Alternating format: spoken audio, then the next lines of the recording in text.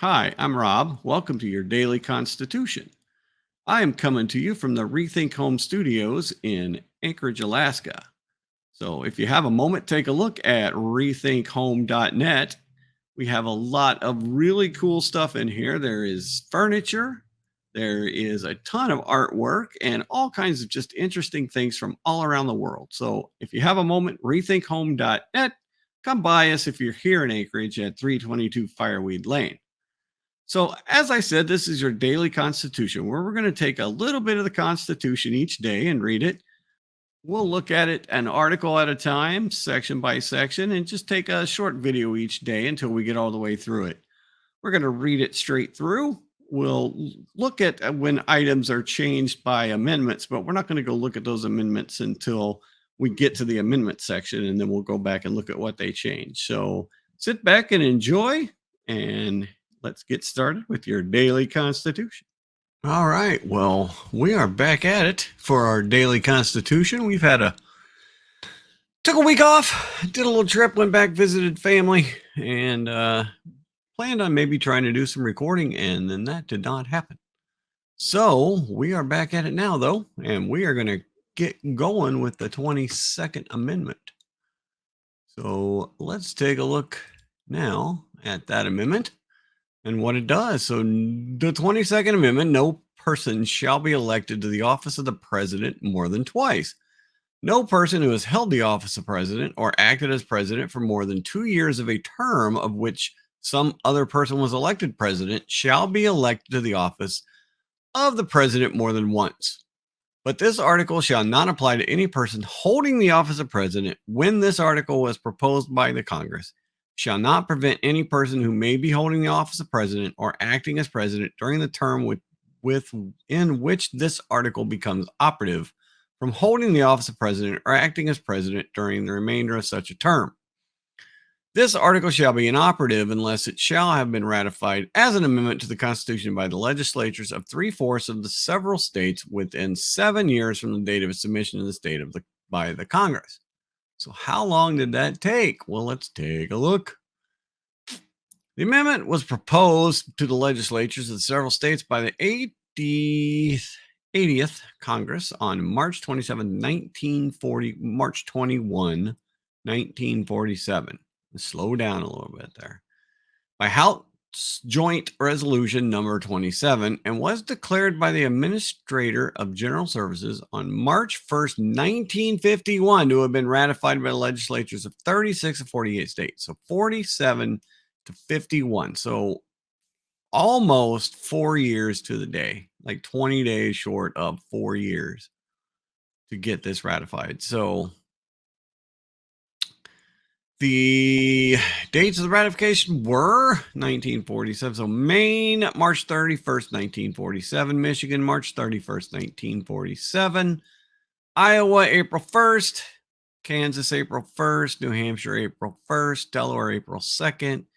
Illinois, April 3rd. Oregon, April 3rd. Colorado, April 12th.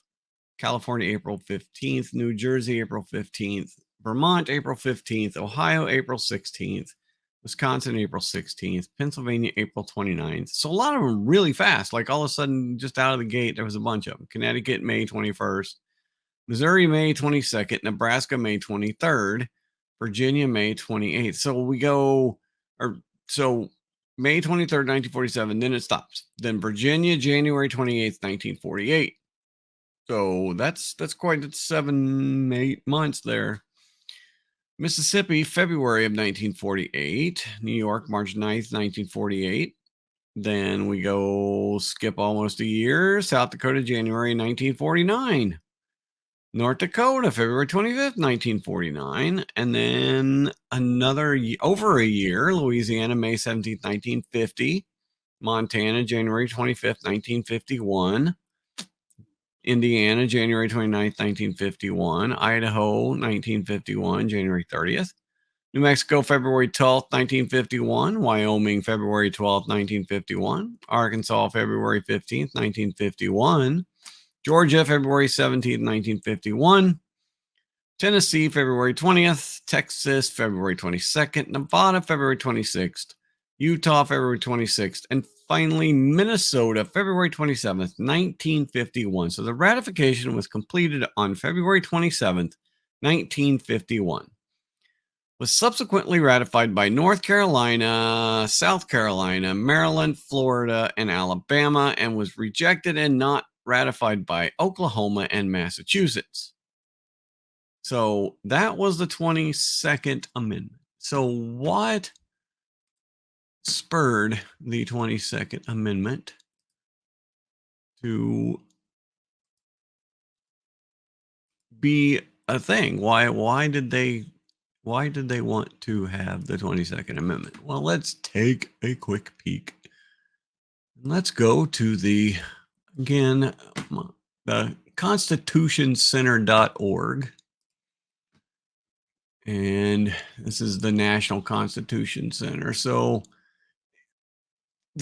during the framing of the Constitution, how long the president to be, because, they did not have this in the Articles of Confederation, which is what the country was operating on at the time before the Constitution was ratified, did not have an executive branch. It was the Congress had executive and legislative authority.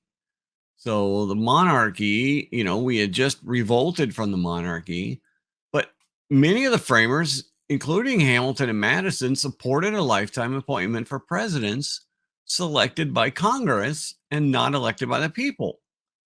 But that failed 6 votes to 4. 6 votes to 4. I mean, how 10 folks decided all of these things, and here we are 200 plus years later. But I digress. So then Washington was elected and decided after 2 terms to give it up. He could have there's nothing in the Constitution at that time that said that Washington couldn't keep going. So that became the convention. That became standard practice, is for presidents to do 2 terms and then move on. Well, then we had World War II. And then President Roosevelt ran for and was elected to a 3rd term in 1940, and then a 4th in 1944. So 4 terms. And so at that point in time, it was like, okay, that's enough of, president taking that many times in office. And so that spurred the 22nd Amendment. Now, it's still, there's Reagan, Obama, multiple presidents have expressed interest or, said,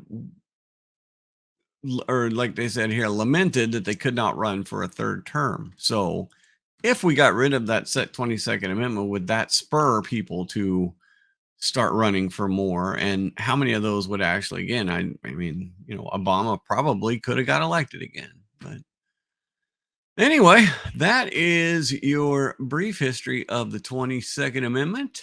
Again, we are not at the Rethink Home Studios. We're at the Cozy Home Studios. But we should be back there eventually. But we'll see. And then tune in Friday for our Friday live stream. And keep out. We will be doing more Constitution. So, yes, thank you for watching. Click the like and subscribe button, and we'll see you next time.